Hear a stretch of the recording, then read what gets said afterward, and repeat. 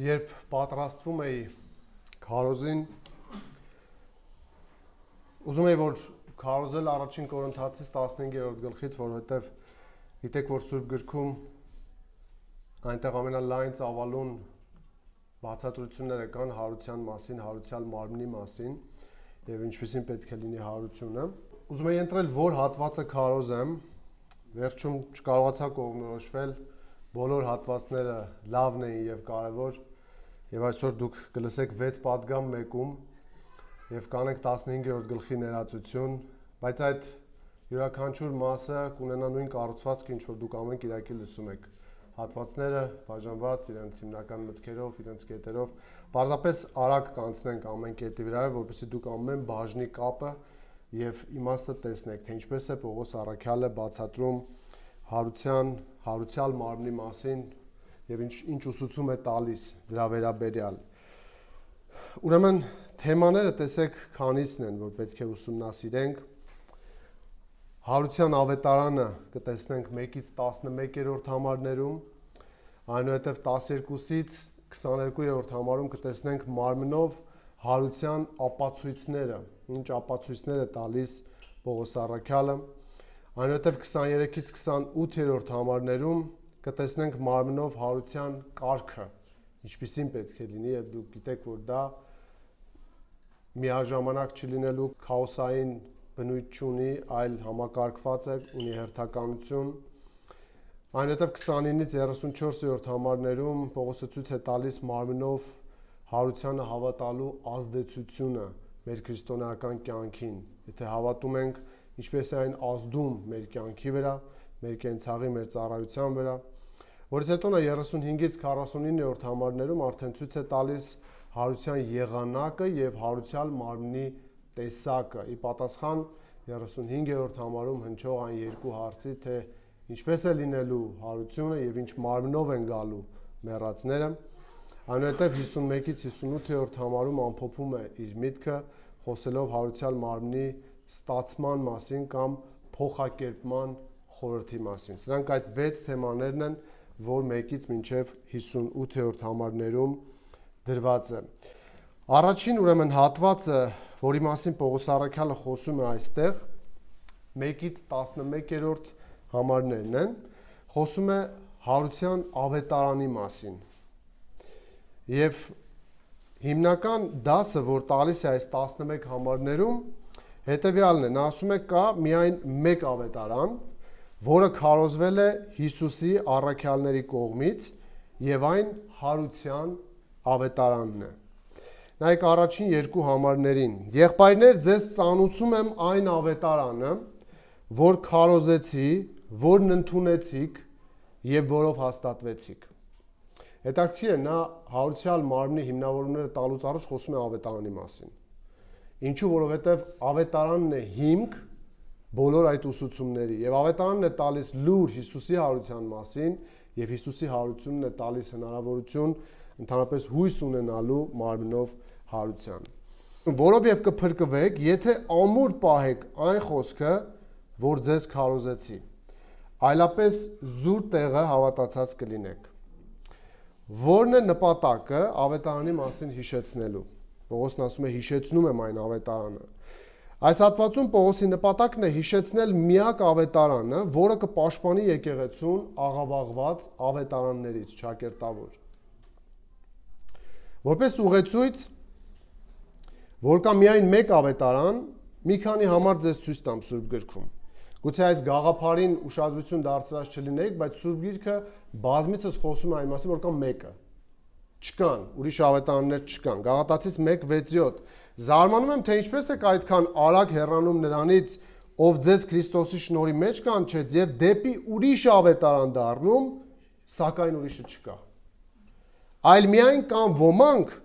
որ ձեզ խռովեցնում են ու ուզում են Քրիստոսի ավետարանը փոխել։ Փոխել բառը նշանակում է գլխիվայր շրջել։ Ինչ էին արել գաղատացիները, շնորհքի ուսմունքը գլխիվայր շրջել էին, խառնել էին դրան օրենքը եւ անվաստակ փրկության մեջ մտցրել էին օրենքով փրկություն վաստակելը։ Հռոմեացիս 2:16 տեսեք նորից այդ միակ ավետարանի գաղափարը, որ այն Հիսուսինն է, այն միակն է, 2:16 Հռոմեացիս։ Այդպես է լինելու Պողոսն ասում է այն օրը, երբ Աստված դատի մարդկանց գաղտնի գործերը ըստ իմ ավետարանի։ Գուցե ուրիշ ավետարաններում չկա դատապարտության մասին, բայց Պողոսի քարոզած ավետարանում կա։ Հռոմեացիս 16:25 Եվ հիմա նրան, որ կարող է ձեզ հաստատ պահել ըստ իմ ավետարանի։ Դրա համար ամեն այս կետը, որ նայում ենք, դուք հիշեք, մտածեք սրա մասին, արդյոք ձեր քարոզած կամ իմ քարոզած ավետարանում կան այս էլեմենտները, որը նշում է առաքյալը։ 2 Կորինթացիս 4:3 Իսկ եթե մեր ավետարանը քողարկված լինի, ապա այն կորուսյալների համար է քողարկված։ Մեր քարոզած ավետարանը սովորեցնում է նախասահմանության մասին,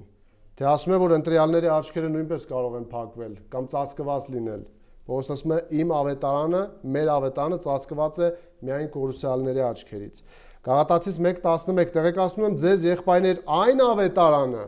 որ իմ կողմից քարոզվեց, մարդուց չէ։ Հարց. Մեր քարոզած ավետարանը մարդուց ենք ստացել, թե այն Հիսուսից է տրված, հաստատված է առաքյալների ու ականատեսների կողմից ու գրված է Սուրբ գրքում։ Գաղատացիս 2:2 Եվ ըստ հայտնության ելա ու նրանց այն ավետարանը ներկայացրի, որ քարոզում եմ հեթանոսների մեջ։ Արդյոք մեր քարոզած ավետարանը նույնն է եւ հրեային եւ հեթանոսին, թե մեր քարոզած ավետարանում 5 կտակարանում օրենքով էին փրկվում, նոր կտակարանում շնորհքով։ Առաջին Թեսաղոնիկեցիս 1:5 Որովհետեւ մեր ավետարանը, մեր Պողոսն է ասում, ձեր մեջ միայն խոսքով չտարածվեց, այլ զորությամբ։ Իսկ ավետարանը ցույց տվեց իր զորությունը մարդկանց կյանքում։ 2 Տիմոթեոս 2:8 նորից տեսեք, հիշիր մեռելներից հարություն առած Հիսուս Քրիստոսին, Դավթի սերնդից ըստ իմ քարոզած ավետարանի։ Այս հիմքը նայելով ավետարանի միակը լինելու հարցը, դուք ավելի պարզ կհասկանաք, թե ինչու է Պողոս առաքյալը ավետարանը վերցնում որպես հիմք Հիսուսի հարության համար։ Որովհետև քիչ հետո պետք է պատասխանի ոմանց հարցերին, թե գուցե հարություն չկա մարմնով։ Իսկ ըստ իմ քարոզած ավետարանի Դավթի սերնդից Հիսուսը հարություն է առել։ Պողոսն ասում է, որ կա միայն մեկ ավետարան, որը չափանիշ է բոլոր ուսուցումների համար, եւ ցանկացած ուսմունք պետք է համեմատվի սրա հետ։ Եվ եթե որևէ բան չի համապատասխանում դրան, պետք է ճանաչել որպես շեղում ավետարանից։ Ահա հիմնավորումներին նայեք այս երկու համարում։ Եղբայրներ, ձեզ ծանուցում եմ այն ավետարանը, առաջին համարում, որ քարոզեցի, որը ընդունեցիք եւ որով հաստատվեցիք։ Եվ 11-րդ համարը տեսեք ինչպես է ամփոփում հատվածը. Արդ թե ես, թե նրանք այսպես են քարոզում եւ դուք այսպես հավատացիք։ Երկու այսպեսները ցույց են տալիս, որ եւ նրանք, այսինքն մյուս առաքյալները,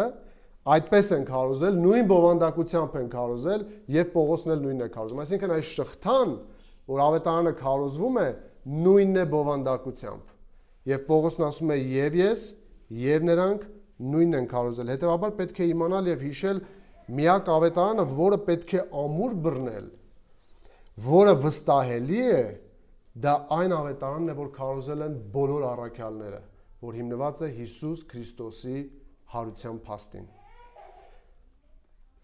Դրա համար 1-ից 11-րդ համարներում Պողոս առաքյալը ցույց է տալիս ավետարանի դերը առաջին երկու համարում, որը փրկելն է։ Այնուհետև ավետարանի բովանդակությունն է ցույց տալիս 3-րդ, 4-րդ համարներում, Հիսուսի կատարած գործի մասին է խոսում, եւ հետո ավետարանի արժանահավատության մասին է խոսում 5-ից 11-րդ համարներում, ասելով, որ այն վկայված է առաքյալների կողմից, եկեղեցու կողմից, 500-ից ավել մարդկանց կողմից եւ իր կողմից։ Այս հատվածը պատասխանում է 3 հարցի. ինչ է անում ավետարանը, ինչի մասին է եւ ինչու է այն վստահելի։ Եվ պատասխանում է այս հատվածում Պողոսը տալով 3 փաստ, որոնք ավետարանի հենասյուներն են։ 3 փաստ է տալիս 1-ից 11-րդ համարներում։ Առաջին երկու համարներում ասում է, որ ավետարանը փրկում է։ Նայում եք համարներին։ Եղբայրներ, ձեզ հիշեցնում եմ այն ավետարանը, որ ես ավետարանեցի ձեզ, որը դուք ընդունեցեք եւ որի մեջ հաստատված եք, որով նաեւ դուք փրկվում եք։ Ուրեմն սա այն ավետարանն է, որը քարոզվել է Կորինթացիներին, որը ընդունել էին նրանք եւ որի մեջ հաստատվել էին ըստ առաջին երկու համարների։ Այսինքն ավետարանի դերը փրկելն է։ Եվ եթե շարունակ հավատան հարության ճշմարտությանը Կորինթացիները, նրանք կփրկվեն այդ ավետարանով։ Այս համարը բավականին խրթին մեկնություններ ուներ։ Բայց իմաստը, երբ ընդհանուր նայում եք, պարզ է դառնում, որ Պողոս առաքյալը այստեղ չի ասում, որ դուք եթե ամուր պահեք, դուք դրանով կփրկվեք ձեր ամուր պահելով։ Հիշեք, որ թեման հարուցյալ մարմնի ուսմունքն է եւ ոմանք կասկածի տակ էին դնում։ Առաքյալը մի փոքր ուշ ավելի կբացատրի, որ եթե դուք այս ճշմարտությունից հեռանաք եւ չընդունեք հարության փաստը, դուք չեք փրկվի, որովհետեւ ձեր փրկությունը հիմնված է հարության փաստի վրա։ Դուք չեք կարող ասել ես հավատում եմ Հիսուսի հարությանը, բայց չեմ հավատում իմ հարությանը, որովհետեւ դու դրանով ցույց կտաս, որ դու չես ընկալել Հիսուսի հարության դերը։ Առաքյալների ընդունած ավետարանի բովանդակությունը նայեք 3-4 համարներում ինչ էին քարոզում։ Այս միակ ավետարանի բովանդակությունն ինչ է։ Քրիստոս մեր մեղքերի համար մեռավ։ Քրիստոսը թաղվեց, Քրիստոսը հարություն առավ 4 համար։ Սա Հիսուսի կատարած փրկagorցության մասին է, սիրելիներ։ Դրա համար առաքյալը երբ ասում է մեր ավետարանի ըստ մեր ավետարանի է փրկությունը կամ միակ ճշմարիտ ավետարանը, սրանք կարևոր էլեմենտներ են, որ կարող ենք ստուգել, որ ավետարանն է։ Թեպետ չկա Պողոսը կասի ուրիշ, բայց կա ճիշտը, կա միակը։ Եթե քո ավետարանի դերը, քո քարոզած ավետարանի դերը փրկությունը չէ, այլ բարգավաճումն է, դա այս ավետարանը չէ։ Եթե քո քարոզած ավետարանի բովանդակությունը հիմնված չէ Հիսուսի խաչելության, մահվան եւ հարության փաստի վրա, դա այս ավետարանը չէ։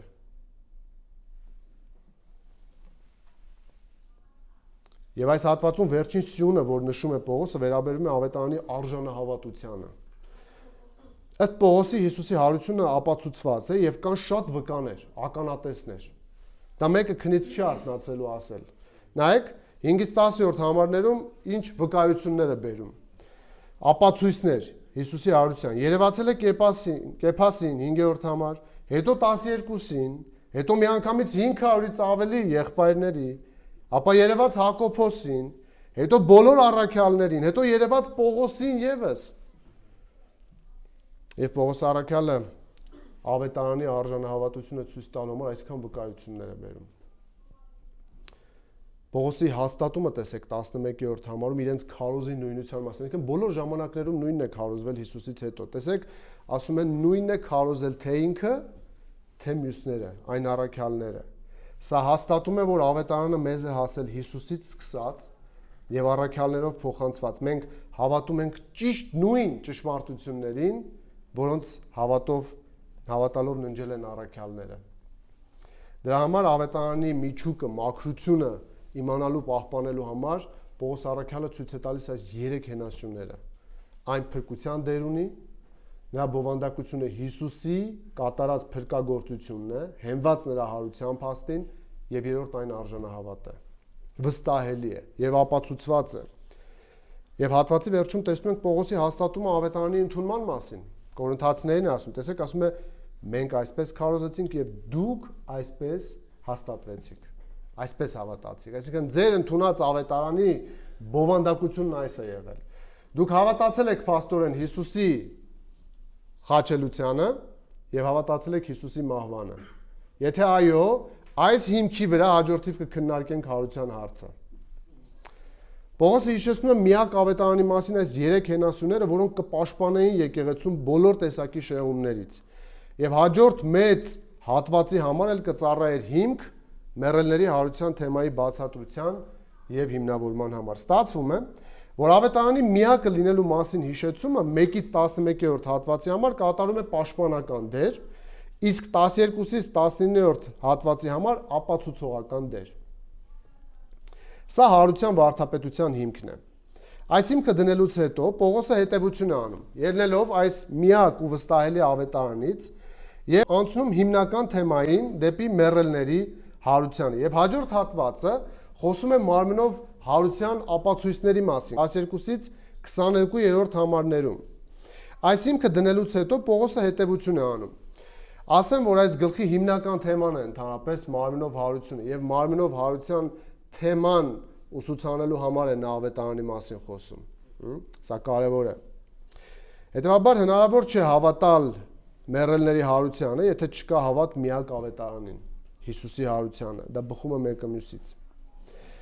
Տեսեք, 12-ից 22-րդ հատվածում Պողոսը պատասխանում է այն կասկածին, որ ունեին որոշ մարդիկ եկեղեցում եւ ասում էին, որ մեռելների հարություն չկա։ Պողոսն ապացուցում է, որ կա մեռելներից հարություն, եւ հատվածի դասը հետեւյալն է. Հիսուս Քրիստոսի մարմնով հարությունը հիմք է բոլորի մարմնով հարության համար։ Հիսուս Քրիստոսի մարմնով հարությունը հաստատեց արդեն միակ ավետարանի մեջ։ Հիմք է հանդիսանում բոլորի մարմնի հարության համար, բոլոր մարմինների։ Եվ հատվածի նպատակն է տալ տրամաբանական ապացույցներ մարմնով հարության հարցում համոզվելու համար։ Պողոսը ներկայացնում է 3 ապացույց, որ մեռելներից հարություն լինելու է։ Ինչու ենք վստահ Պողոսը կասել, որ լինելու է մեռելներից հարություն։ Առաջին, որովհետև ունենք մարմնով հարության օրինակ։ Որովհետև ունենք մարմնով հարության օրինակը։ Հիսուսն է 12-ից 19-րդ համարներում է դրա մասին գրված։ Նայեք 12-րդ համարը։ Իսկ եթե Քրիստոսի մասին քարոզվում է, կապում է նախորդ հատվածին, որ մեռելներից հարություն է առել։ Ինչպես են ձեզնից ոմանք ասում, մեռելների հարություն չկա։ Եթե մեռելների հարություն չկա, ապա Քրիստոսն էլ հարություն չի առել։ Պողոսի տրամաբանությունը այստեղ անհերքելի է։ Ոմանք ասել են, որ մարմնական հարություն չկա։ Լավ, ասում է Պողոսը, եթե դա ճիշտ է, ապա Քրիստոսը նույնպես ուրեմն հարություն չի առել։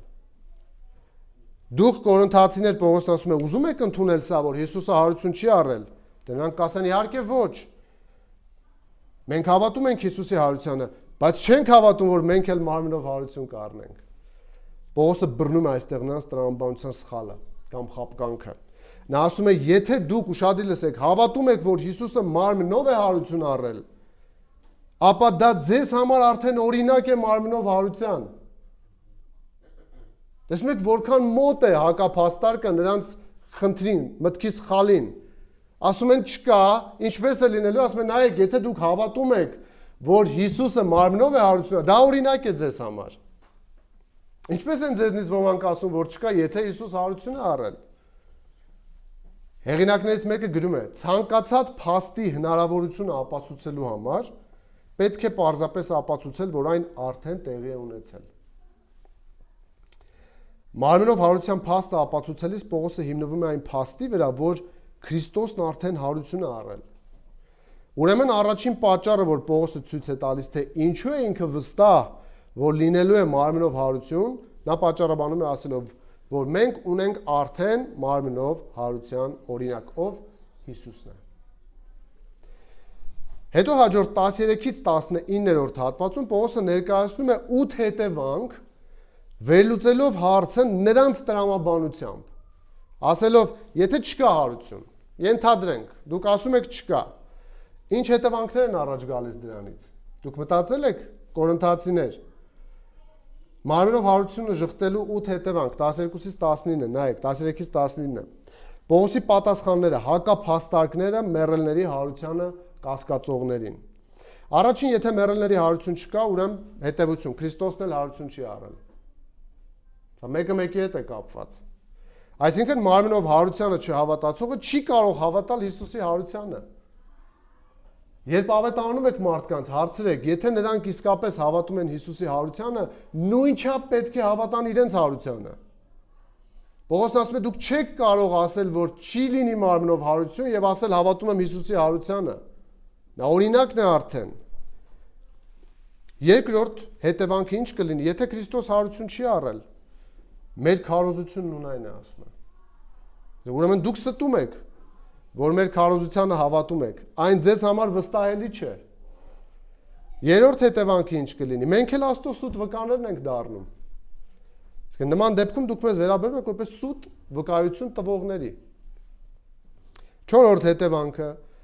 Աստված Հիսուսին հարություն չի տվել ուրեմն 15 եւ 16-րդ համարները։ Պողոսը կասեր ավելին դուք մարմնով հարությանը չհավատալով մերժում եք Աստծո աշխատանքը Հիսուսի հարության առնչությամբ։ Եթե Քրիստոս հարություն չի առել 17-րդ համարը, եւս մի հետևանք, ձեր հավատն ունայն է։ Ունայն բառը նշանակում է անարդյունք, աննպատակ, անհաջող կամ անպտուղ, այսինքն չի հասցնելու ձեզ արդյունքի, ձեր հավատը։ Հիմա տեսնում եք երկրորդ համարում ինչու էր ասում, եթե ամուր բռնեք, կփրկվեք դրանով, աննպատակ կլինի ձեր հավատը, չի հասցնի արդյունքին։ Եվս մեկ հետևանք, 17-րդ համարի երկրորդ մասը, ու դեռ ձեր մեղքերի մեջ եք, եթե չեք հավատում։ Նման հավատով դուք ձեր մեղքերի մեջ եք, քանի որ Հիսուսը մահացել է մեր մեղքերի համար եւ հարություն առել մեզ արդարացնելու համար։ Եթե դուք մերժում եք մարմնով հարությունը, նշանակում է դուք դեռևս ձեր մեղքերի մեջ եք։ 7-րդ հետևանքը Քրիստոսով ննջածներն էլ կորել են ուրեմն։ Այսինքն մինչև այդ օրը ովքեր Հիսուսին հավատալով ննջել են, իրենց համար փրկություն չկա։ Եթե դուք ասում եք, որ մարմնով հարություն չկա, ապա դուք դրանով հայտարարում եք, որ նախկինում ովքեր Հիսուսին հավատալով ննջել են, իրենք կորած են, նրանք չունեն փրկություն։ Եվ վերջին 8-րդ հետևանքը, եթե դուք ասում եք, որ մարմնով հարություն չկա, ձեր հույսը ողորմելի է ու կիսատ։ Նայեք 17-րդ համարին։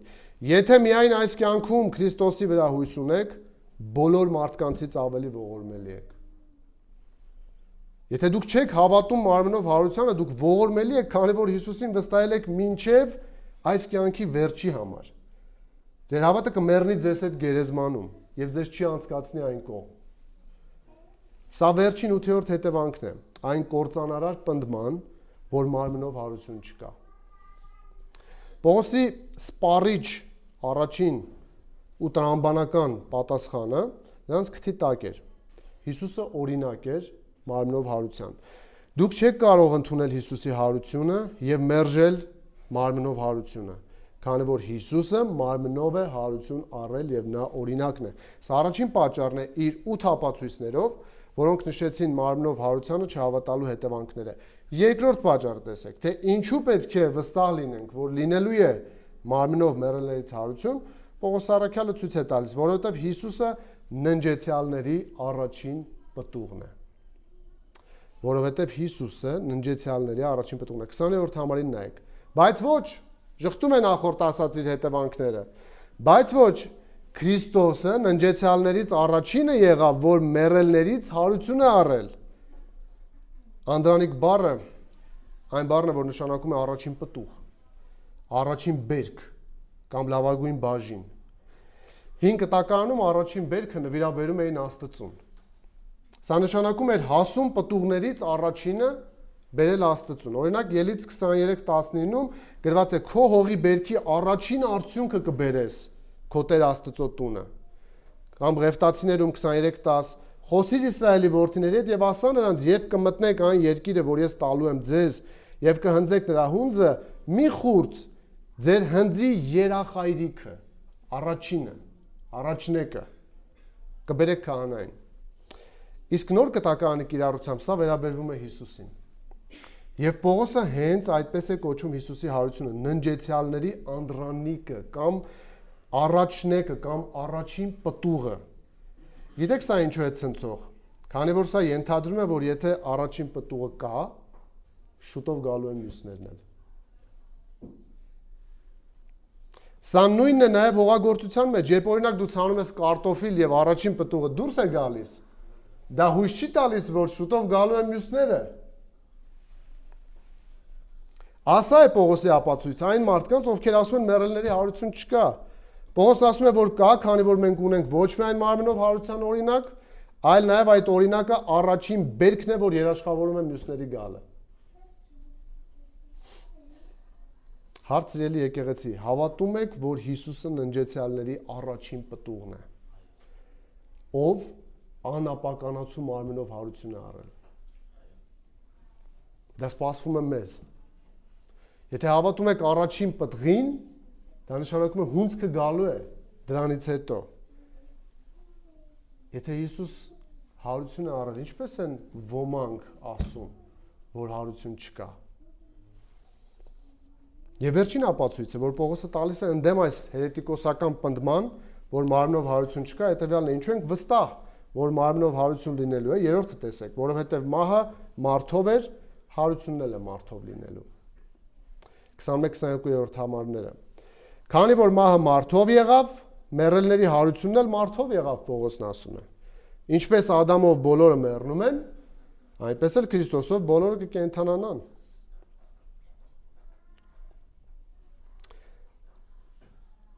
Ադամը մահվան պատճառն է, գրում է Կալվինը, եւ նրա մեջ մենք բոլորս մահանում ենք։ Հետևաբար Քրիստոսը, ում ծառայությունն է վերականգնել մեզ համար այն, ինչ կորցրել ենք Ադամի մեջ, այն դառնում է կյանքի պատճառը այս դեպքում։ Եվ նրա հարությունը մեր հարության հաստատումն ու գրավականն է։ Ինչպես Ադամը մահվան սկիզբ է, եւ մարդիկ կապված են նրա հետ, ազդել է Ադամի արածը մարդկանց վրա, ասում է այդպես էլ Քրիստոսը կյանքի սկիզբ է եւ ազդելու է մարդկանց վրա։ Հռոմեացիներին ուղղված նամակի 5-րդ գլխում էլ Պողոս առաքյալը նույն համեմատությունն է անում, բայց տարբերությունը այնտեղ այն է, որ այնտեղ 5-րդ գլխում նա խոսում է Ադամի եւ Հիսուսի կատարած գործերի ազդեցության մասին, այստեղ խոսում է հարության մասին կոնկրետ։ Տեսնում եք, մարմնով հարություն լինելու է, քանի որ Քրիստոսի հարությունը ոչ միայն անձնական իրադարձություն էր Հիսուսի համար, այլ բոլոր հավատացյալների ապագայի հիմքը։ Բոլորիս հիմքը։ 21-ը, քանի որ մահը մարդով եղավ, Պողոսի փաստարկն է, մեռելների հարությունն էլ մարդով եղավ։ Այսպեսով Պողոսը ցույց տվեց, թե որն է միակ ավետարանը, ապա հետո այդ միակ ավետարանի լույսի ներքո, մինչև 22-ը, բացատրեց, որ Հիսուսի մարմնով հարությունը հիմք է մարդկանց մարմնով հարության համար։ Ինչ ես դու մտածում, սիրելի եղբայր եւ քույր, մարմնով հարության մասին, հիմա որ լսում ես։ Արդյոք գիտակցում ու հավատում ես, որ Հիսուսի մարմնով հարությունը հիմք է համոզվելու համար, որ մարմնով հարություն լինելու է նաև քեզ համար։ Պողոսը ոչ միայն խոսում է մարմնով հարության ապացույցների մասին, այլ նաև հաջորդ հատվածում սկսում է խոսել հարության կարգի մասին։ 23-ից 28-րդ համարներում։ Մարմնով հարության կարգն ասում է, թե ինչպիսին պետք է լինի։ Հարության կարգը կամ հերթականությունը։ Պողոսը ներկայացնում է վաղճանաբանական իրադարձությունների հերթականությունը ցույց տվող 4 փուլ, երկուսը հարության մասին, մյուս երկուսը մինչև ավարտի մասին։ Եվ 12-ից 22-րդ հատվածում հարության ապացույցների թեմայում Պողոսը միտքն ավարտեց նրանով, որ Քրիստոսով բոլորը կկենդանանան, բայց շարունակում է ասելով. յուրաքանչյուրը 23-ին նայեք, իր հերթին։ Յուրաքանչյուրը իր հերթին։ Նախ Քրիստոսը, առաջին պտուղը, հետո Քրիստոսով ննջածները։ Հերթ կամ կարգ բառը օգտագործվում է ռազմական գործերում, որ այստեղ Պողոսն է օգտագործում, նշելով զորքերի մի մասը, որը կարող է ղեկավարել սպան։ Այս բառը հերթ կամ կարգ ցույց է տալիս հստակ հերթականություն, ոչ թե քաոսային ընթացք։ Դրա համար այս հատվածի դասը հետևյալն է. մարմնով հարությունը տեղի կունենա ոչ թե միաժամանակ եւ քաոսային կերպով, այլ Աստծո սահմանած հերթականությամբ։ Հատվածի նպատակն է ցույց տալ, որ մարդկության պատմության բոլոր իրադարձությունները շարժվում են դեպի Աստծո սահմանած ավարտը։ Աստծո վերահսկողությունից դուրս չի այն, ինչ որ կատարվում է։ Այսպիսով, Պողոսը ներկայացնում է վաղճանաբանական իրադարձությունների հերթականությունը ցույց տվող 4 փուլ, երկուսը մարմնով, հարության մասին, երկուսը մինչև պատմության ավարտը։ Առաջին փուլը, տեսեք, ինչ կլինի առաջին փուլում։ Կլինի հարություն, նախ Քրիստոսը առաջին պտուղը հարություն կառնի։ Յուրաքանչյուրն իր հերթին նախ Քրիստոսը առաջին պտուղը, հետո Քրիստոսին պատկանողները նրա գալստյան ժամանակ։ Քրիստոսի անդրանիկը լինելու մասին արդեն գրեց 20-րդ համարում Պողոսը, բայց մեկ ավելացում պետք է անել, նրա որպես առաջինը լինելու մասին։ Բնօրինակ բառը քանի որ ցույց էր տալիս մինչև բերքահավաքը եղող առաջին պտուղի գաղափարը, ստացվում է, որ սա հարության այլ տեսակ է։ Ինչով է այն այլ։ Ուշադիր լսեք։ Այս հարությունը չի նշանակում, որ Քրիստոսն էր առաջինը մարդկության պատմության մեջ, որ պարզապես մեռելներից հարություն առավ։ Հին Կտակարանում կային օրինակներ, չէ՞։ Մարդիկ մեռելներից հարություն էին առնում։ Նոր Կտակարանում եւս կար, Ղազարոսը հարություն առավ, հայրու որդին, Հայրոսի դուստրը եւ շատերը, սակայն Քրիստոսի հարությունը տարբեր էր։ Քանի որ նշված բոլոր մարդիկ հարություն առան կրկին մեռնելու համար։ Մինչդեռ Քրիստոսը հարություն առավ այլևս չմեռնելու համար։ Նա հարություն առավ անվերջ կյանքի զորությամբ ապրելու համար։ Նա հարություն առավ փառավորված մարմնով ի տարբերություն մյուսների, նա հարություն առել եւ այլևս չի մեռնելու։ Նայեք Հռոմեացիս 6:9-ը։ Գիտենք, որ Քրիստոսը մեռելներից հարություն առնելով այլևս չի մեռնում։ Մահն այլևս չունի իշխանություն նրա վրա։ Սա այս հարությունը նոր եւ հոգեվոր մարդու վերջնական տեսքն է, որով էլ լինելու ենք հավիտենությունում։ Սա նոր շրջան է պատմության մեջ, քանի որ հարություն է առել մեկը չմեռնելու համար։ Սա առաջին փուլն է, որը տեղի է ունեցել Աստծո մտադրությունների սկիզբը։ Հարություն է առել մարդկության պատմության մեջ եզակի մեկը, մեր Տեր Հիսուս Քրիստոսը, ով անդրանիկն է ննջեցյալների։ Տեսնում եք, նա հարություն է առել անապականացու մարմնով, որ երբեք պիտի չմեռնի։ Իսկ մյուս հարությունները տարբերվում էին նրանով, որ հարություն առան նորից մեռան։ Այսինքն Հիսուսի այս հարությունը պարզապես վերադարձ չէ կյանք նույն վիճակին կամ նույն մարմնով, այլ վերադարձ է կյանք անապականացու մարմնով։ Սա առաջին փուլն է։ Երկրորդ փուլը ասում է Քրիստոսին պատկանողները։ Նաև պետք է հարցնենք 23-րդ համարի 3-րդ մասը նայեք։ Յուրաքանչյուրը իր հերթին նախ Քրիստոսը առաջին պտուղը, հետո Քրիստոսին պատկանողները նրա գալստյան ժամանակ։ MacArthur այսպես է շարադրում հերթականությունը։ Քրիստոսը հարության մեջ առաջինն է, որպես առաջնեկ, հարուցյալ մարմնով, անապականացու։ Նրա հարությունից հետո հավատացյալները նույնպես հարություն կառնեն եւ կմտնեն հավիտենական կյանքի մեջ նրա գալստյան ժամանակ։ Սա տեղի կունենա, նա գրում է 3 փուլով։ Առաջին, Պենտեկոստեից մինչև հափշտակություն հավատացածները հարություն կառնեն եւ կհանդիպեն Տիրոջը օդում։ Երկրորդ հարությունը, նեղության ժամանակ հավատացածները եւ 5 կտակարանի սրբերը հարություն կառնեն եւ Քրիստոսի հետ 1000 տարի կթագավորեն։ Եվ երրորդ, հազարամյա թագավորության ընթացքում մահացողները անմիջապես կանցնեն հավիտենական վիճակի։ Վերջում միայն ամբարիշները հարություն կառնեն Աստծո դատաստանի առաջ կանգնելու համար, որից հետո նրանց սպասում է հավիտենական պատիժը։ Տեսնում եք, ամեն բան հերթով է, ամեն բան կարգով է։ Նույնիսկ նախորդ գլխի 14-ի վերջն էլ որ նայեք, Պողոսը գրում է. «Թող ամեն բան պարկեշտությամբ ու կարգ ու կանոնով լինի»։ Եվ ամեն ինչում է Աստված կարգ ու կանոն դրել։ Սա երկրորդ փուլն է, Քրիստոսին պատկանողները։ Երրորդ փուլը տեսեք, կգա ավարտը գրում է։ Ինչ է լինելու վաղճանաբանական իրադարձությունները, իշխանությունների եւ թշնամիների կործանում է տեղի ունենում եւ թագավորության հանձնում Աստծուն։ Դուք տեսնում եք պատմությունն ինչպես է զարգանում, ինչպես է Տերն առաջնորդում եւ առաջնորդելու մինչեւ այս նպատակները իրականանան։ 27-ից 24-ից 27-րդ համարներում ենք տեսնում այս ավարտի մասին։ Ասում է, ապա կգա վախճանը։ Երբ թագավորությունն Աստծուն ու Հորը կտա, երբ կխափանի ամեն իշխանություն, ամեն պետություն եւ զորություն, որովհետեւ Քրիստոսը պետք է թագավորի մինչեւ որ բոլոր թշնամիներին իր ոտքերի տակ դնի։ Վերջին թշնամին, որ կխափանվի, մահն է։ Որովհետև Աստված ամեն բան հնազանդեցրեց նրա ոտքերի տակ, բայց երբ ասում է ամեն բան, նրան հնազանդեցրեց, պարզ է, որ բացի Աստծուց ամեն բան նրան հնազանդեցրեց։ Այստեղ նկարագրվում է Քրիստոսի թագավորելը, որպես երկրի վրա օրինական տիրակալի։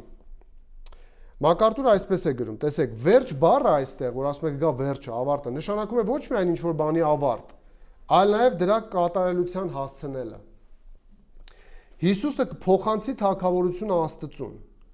Սա համաշխարհային պատմության գագաթնակետն է, որ այն բանից հետո, երբ Քրիստոս կվերականգնի աշխարհը իր հոր համար եւ 1000 տարի կթագավորի, որ ամեն ինչ վերադառնա Աստծո կողմից նախատեսված վիճակին, ապրելու համար անմեղ փառքի մեջ, նոր երկինք եւ նոր երկրի վրա, ապա Հիսուսը կվերադարձնի հորը, ինչի համար որ եկել էր, կիրականացնի, բոլոր թշնամիներին կհնազանդեցնի իր ոտքերի տակ եւ թագավորությունը կհանձնի հորը։ Տեսնում եք ինչ պատկեր է։ Ոտքերի տակ դնել։ Սա իշխանության նշան է։ Այս պատկերավորումը ծագում է շատ թագավորների սովորությունից։ Նստել իրենց հպատակներից վերև։ Հետևաբար, երբ հպատակները խոնարհվում կամ ծնկի էին իջնում, նրանք հայտնվում էին իրենց տիրակալի ոտքերի տակ։ Եթե նրանք թշնամիներ էին, թագավորը կարող էր իր ոտքը դնել անկածների պարանոցին, ցույց տալով իր իշխանությունը նրանց վրա։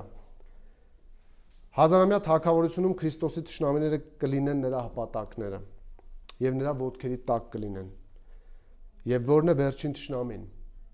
26-րդ համարում։ Վերջին թշնամին, որ կխափանվի, մահն է։ Մահվան խափանումն ինչպես է լինում կամ ինչպես է եղել։ Եբրայեցիս 2:14-15-ում այսպես է գրած. «Արդ, որովհետև զավակներն արյանն ու մարմնին հաղորդակից եղան, ինքն էլ Հիսուսը միևնույն կերպով հաղորդակից եղավ նրանց, որպեսզի իր մահով կործանի մահվան իշխանությունն ունեցողին, այսինքն սատանային»։ Մահվանը հաղթել, խնդրում ուշադիր լսեք, չի նշանակում չմահանալ ապականացու մարմնով, այլ նշանակում է չմահանալ անապականացու մարմնով։ Հիսուսի վաստակած հարուցյալ մարմինն է, որ այլևս մահվան ենթակա չէ։ Ապականացու մարմինը դեռևս գնալու է մահվան։ Հիսուսի տարած հաղթանակը, որ մահը կուլ է գնալու, այլևս իշխանություն չի ունենալու մարդու վրա, վերաբերվում է անապականացու մարմնին։ Շատերը այս կետը չհասկանալով, օրինակ Վիկտոր Տոմիևը եւ իր նմանները, դուք տեսել եք մեր Պրակապենկո եղբայրը որքան վիդեոներ է հանել, ճիշտ է, այս կետի մասին դեռևս չի խոսել։ Ես պարզապես լսել եմ ինչպես է այս Տոմիևը հերետիկոս է նա իրականում, բացատրում, որ իրականում ովքեր հավատում են Հիսուսին, պիտի չմեռնեն ապականացու մարմնով։ Ասում են, տեսեք, Հիսուսն ասաց, ով ինձ հավատա, պիտի չմեռնի։ Բայց նույն Հիսուսն ասաց, որ ինձ հավատացողը թեև մեռնի, պիտի ապրի։ Այսինքն Հիսուսը մահվան վրա հաղթանակ տարավ, որը վերաբերվում էր մեր անապականացու մարմնին։ Եվ պետք չէ ակնկալել, որ ֆիզիկական մեռնող մարմինը պետք է չմահանա երկրի վրա։ Հիսուսի կատարած փրկagorցության բոլոր արդյունքները կարտահայտվեն հազարամյայից հետո, մեր անապականացու մարմնում գտնված ժամանակ։ Սա է պատճառը, որ մենք չենք վախենում մահից, որ գիտենք թեև մեռնենք, պիտի ապրենք։ Մահը դեռ գործում է մեզ վրա այս կյանքում, բայց հարուցյալ, փառավորյալ մարմինների վրա այն այլևս ուժ չունի, այն չի կարող ազդել փառավորյալ մարմնի վրա։ Վերջին թշնամին մահն է, որ այլևս չի լինի նոր երկնքում եւ նոր երկրի վրա, արցունքները սրբելու ժամանակն է։ Հազարամյայում մահ լինելու է, եւ սատանան իր մահվան զենքից զրկվելու է միայն հազարամյակից հետո, գրում է MacArthur-ը։ Այդ պահին ամբողջությամբ իրականացնելով Սաղմոս 8-7-րդ համարները եւ Քրիստոս կփոխանցի թագավորությունը իր հորը եւ կսկսվի նոր հավիտենական փառքը։ Այսինքն վաղճանաբանական իրադարձությունները Պողոսը շատ լայն է ներկայացնում։ Խոշոր անցումներն է նշում հիմնականում։ Ինքը հարություն առավ, հետո իրենով ննջածներն են հարություն առնում, հետո թագավորում է երկրի վրա, հնազանդեցնում է բոլոր թշնամիներին, հասնում է մի ժամանակ, եւ մահն է իր ոտքերի տակ վերջին թշնամին խոնարհվում, եւ հետո թագավորությունը հանձնում է հորը։ Հիսուսը կվերացնի ամեն իշխանություն։ Ինչ որ տեսնում եք, ում որ տեսնում եք հիմա երկրի վրա, գերտերություններ կոչվածներ, մեկ ընդմիշտ կհապատակի իրեն եւ իր ոտքերի տակ կդնի եւ երկիրը կվերցնի, որը ինքն էր ստեղծել եւ որը իրավամբ պատկանում է հենց Հիսուսին։ Հազարամյա թագավորության ընթացքում Քրիստոսի իշխանության տակ դեռևս կդրսևորվի անհնազանդություն եւ Քրիստոսը պետք է հովվի երկաթյա գավազանով, ինչպես Հայտնություն 19:15-ում է գրված։ Հազարամյակի ավարտին սատանան կազատվի բանտից եւ կղեկավարի Աստծո դեմ վերջին ապստամբությունը, Հայտնություն 27:9, սակայն բոլոր նրանց հետ, ովքեր կիսում են նրա ատելությունը Աստծո եւ Քրիստոսի նկատմամբ, ինչպես նաեւ ընկած հրեշտակների հետ։ Եվ վերջում նրանք կնետվեն միասին կրակել լիճը։ Աստված պատվիրեց, որ ամեն ինչ դրվի Տեր Հիսուսի ոտքերի տակ։ Իհարկե ամեն ինչ դնելով նրա ոտքերի տակ Աստված անխուսափելիորեն բացառում է իրեն։ Համարին նայեք 27-ը, որովհետև Աստված ամեն բան հնազանդեցրեց նրա ոտքերի տակ, բայց երբ ասում է ամեն բան, նրան հնազանդեցրեց, պարզ է, որ բացի Աստծուց ամեն բան նրան հնազանդեցրեց։ 27-րդ համարը բավականին դժվար է տարբեր թարգմանություններում հասկանալ, քանի որ պարզ չէ, թե յուրաքանչյուր տեղում գրված այդ դերանունները նրա ում է վերաբերվում, Հիսուսի մասին է, թե հոր մասին է։ Բայց ըստ մտքերի տրամաբանական հոսքի երևում է, որ նրանից դերանունը վերաբերվում է հորը, որովհետև Աստված ամեն ինչ դրեց Քրիստոսի ոտքերի տակ, բայց երբ Աստված ասում է, որ ամեն ինչ դրվում է Քրիստոսի ոտքերի տակ, պարզ է, որ դա չի ներառում Աստծուն իրեն։ Եվ հաջորդ համարն էլ է դրա մասին խոսում։ Աստված ինքն է իշխանություն տվել Քրիստոսին։ Հիշում եք Հիսուսը Մատթեոս 28:18-ում ինչ ասաց։ Հիսուսը մոտեցավ, խոսեց նրանց հետ ու ասաց. «Ինձ տրվեց ամեն իշխանություն երկնքում ու երկրի վրա»։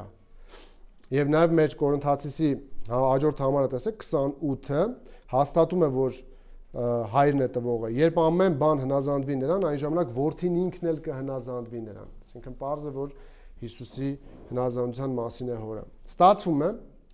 որ Հիսուսը վերադառնալով կործանում է բոլոր իշխանություններին ու զորություններին, հազարամյան անցնում է, որտեղ նա երկաթյա գավազանով է հովվում,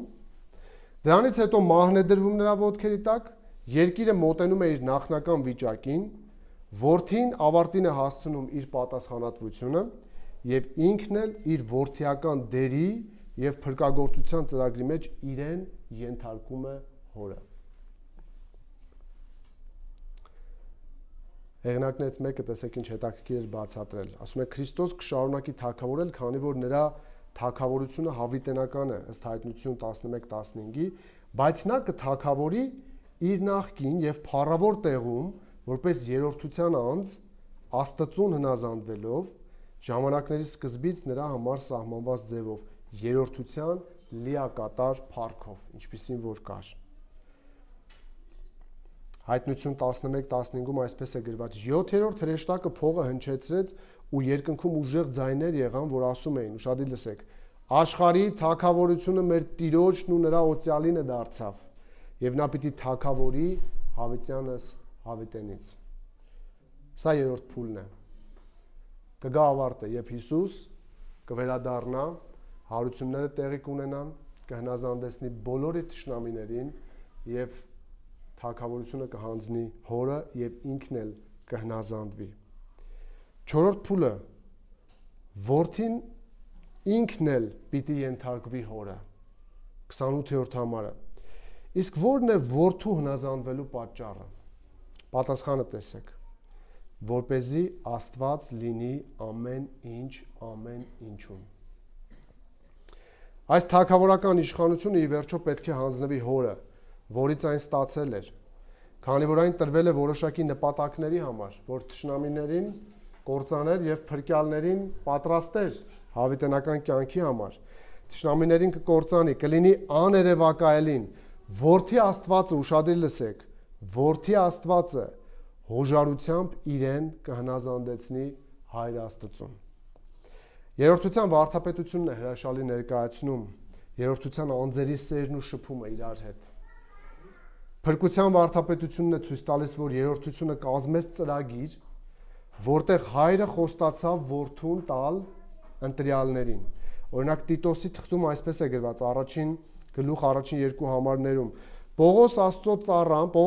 ծառա եւ Հիսուս Քրիստոսի առաքյալ, կոչված Աստծո ընտրյալներին Աստված պաշտությամբ բերելու հավատի եւ ճշմարտության գիտությանը,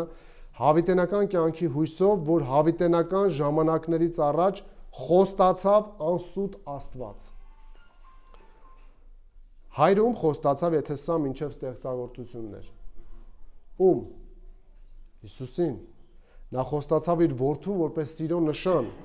Հիսուսը վստահ էր, որ այդ պարգևը կստանա հորից, որովհետև նա Հովհաննեսում ասաց, նա ում հայրը ինձ է տալիս,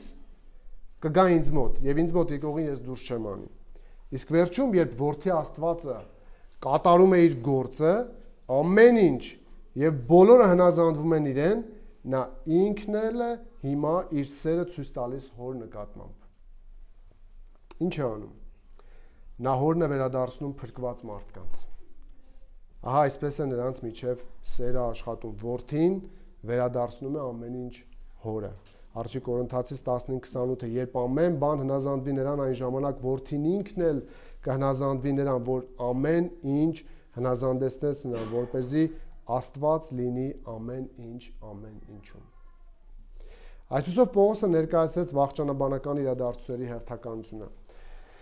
Ցույց տվեց 4 փուլ, երկուսը հարության մասին, երկուսը մինչև պատմության ավարտը։ Սա Հիսուսի հարությամբ բացվող նոր եւ վերջին շրջանն էր, որով մտնում է ավարտին կամ մոտենում է ավարտին մարդկության պատմությունը եւ նոր երկինք, նոր երկիր է լինում, որտեղ կվայելենք Հիսուսի աշխատանքի վերջնական բոլոր արդյունքները։ Ուրեմն տեսանք առաջին փուլը Քրիստոսն էր, երկրորդը Քրիստոսին պատկանողները,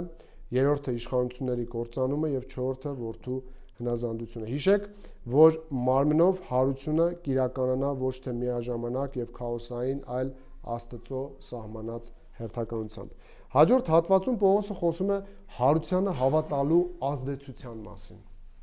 Հարությանը հավատալու ազդեցության մասին 29-ից 34-րդ համարներում Պողոսը այս համարներում ցույց է տալիս հարությանը հավատալու ազդեցությունը քրիստոնեական կյանքի 3 ոլորտների վրա։ Իսկ եթե դու հավատում ես հարությանը, ինչպես այն պետք է ազդի քո կյանքի վրա։ Ավետարանչական կյանքին, ծառայողական կյանքին եւ սրբության կյանքին։ Նայեք 29-ից 34-ին։ Այլապես մեռելների համար մկրտվողներն ինչ կանեն։ Եթե մեռելները իրոք հարություն չառնեն, ել ինչու են նրանց համար մկրտվում։ Եվ մենք ինչու ենք ամեն ժամ վտանգի մեջ։ Երդվում եմ ձեր հանդեպ ունեցածին պարծանքով, որ մեր Տեր Հիսուս Քրիստոսով ունեմ ես ամեն օր մեռնում եմ։ Եթե մարդկային կերպով դատեի, ապա երբ Եփեսոսում գազանների հետ մարտնչեցի, ինչ օգուտ էր։ Եթե մեռելները հարություն չեն առնում, ուրեմն ուտենք, խմենք, որովհետև վաղը մեռնելու ենք։ Մի խաբվեք։ Չար ընկերակցությունները բարի վարքը ապականում են։ Արդարությամբ սթափվեք ու մեղք մի գործեք, որովհետև ոմանք Աստծու մասին տեղյակ չեն։ Այս ձեզ ամաչեցնելու համար եմ ասում։ Այսպիսով քրիստոնեական կյանքի առաջին ոլորտը, որի վրա ազդում է հարությանը հավատալը, ավետարանչական կյանքն է։ 29-րդ համարում նայեք, այս հատվածում Պողոս առաքյալը սովորեցնում է, որ մարմնով հարությանը հավատալը անպայման ազդում է մարդու կյանքի բոլոր ոլորտների վրա։ Եվ նպատակն է ցույց տալ, որ հարությանը չհավատացողների հետ ընկերություն անելը անհետևանք չի մնում։ Այն ազդում է քո վարքի վրա, քո կյանքի վրա։ Մեռելների հարությունը ժխտողների դեմ ուղված այս 4-րդ ապացույցների շարքում Պողոս առաքյալը հղում է կատարում ինչպես Կորինթացիների փորձառությանը, այնպես էլ իր սեփական կյանքի փորձառությանը։ Պողոսը խոսում է երրորդ դեմքով, եթե նկատեցիք, առանց իրեն եւ իրենց նույնացնելու այս խմբի մարդկանց հետ, ովքեր մեռելների համար մկրտվել էին։ Ելնելով Կորինթացիս նամակի ընդհանուր համատեքստից, սա բարդ համար է, ովքեր հակում ունեին ծռելու ուղիղ ուսուցումները եւ սեփական ու հեթանոսական մեթոդները եկեղեցու կյանքի մեջ մտցնելու, այստեղ էլ գուցե Պողոսը հենց նրանց կյանքից ու սխալ գործելակերպից է օրինակ բերում,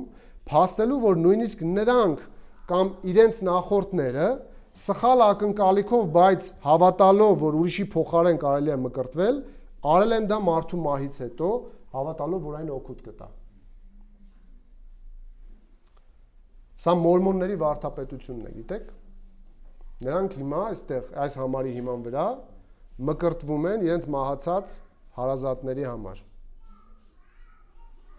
Նրանք հավատում են, որ մեկի փոխարեն կարելի է մկրտվել։ Մակարտուրը գրում է, այս դժվար համարը մի քանի հնարավոր մեկնաբանություններ ունի։ Սակայն Սուրբ գրքի այլ տեղերում պարզաբանվում է դրա բովանդակության որոշ կողմերը։ Օրինակ, չկա որևէ ակնարկ, որ մահացած մարդը կարող է փրկվել իր փոխարեն մեկ այլ անձի մկրտության միջոցով։ Քանի որ մկրտությունը ոչ մի կերպ չի մտնում որևէ մեկի փրկության մեջ։ Եփեսացիս 2 դուք շնորհքով եք փրկված, ոչ թե գործերից, որ մեկը չպարծեն, եւ շատ համարներ։ Պողոսի ասածն այն է, որ եթե չկա հարություն եւ կյանք մահից հետո, ապա ինչու էին մարդիկ գալիս Քրիստոսի մոտ մահացածների հույսը ժառանգելու համար։ Պողոսի մտքի թելը նկատում եք։ Ստացվում է, որ գործողությունը, որը արվում էր այդ մարդկանց կողմից, անկախ նրանից, որ դա սխալ է, եւ մեկը մյուսի փոխարեն չի կարող մկրտվել, միևնույն է հենց այդ գործողությունը ցույց է տալիս, որ մարդիկ հավատալով հարությանը ուրիշին ծառայում են եւ սա ավետարանչական կյանքն է ընդգծում։ Ուրիշի փոխարեն իրենք անում են մի գործողություն, կարծելով, որ նրան օգուտ կլինի։ Պողոսն օգտագործում է այս փաստարկը ավետարանչական կյանքի մասին է։ Հաջորդիվ 30-ից 32-րդ համարներում նայեք, նա արդեն խոսում է ծառայողական կյանքի մասին, որ հարությանը հավատալը նրանք սխալ սպասումներ ունենալով անում էին այդ գործողությունը, եւ հիմա հաջորդիվ 30-ից 32-ում նա ցույց է տալիս, որ իրենց ծառայողական կյանքի վրա էլ է ազդում հարության հավատալը։ Նայեք, ասում է, եւ մենք ինչու ենք ամեն ժամ վտանգի մեջ։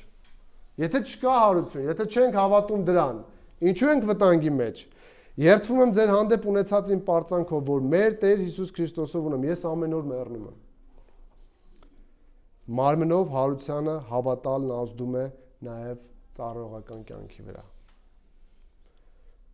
Պողոսը 30-րդ համարում հարցնում է.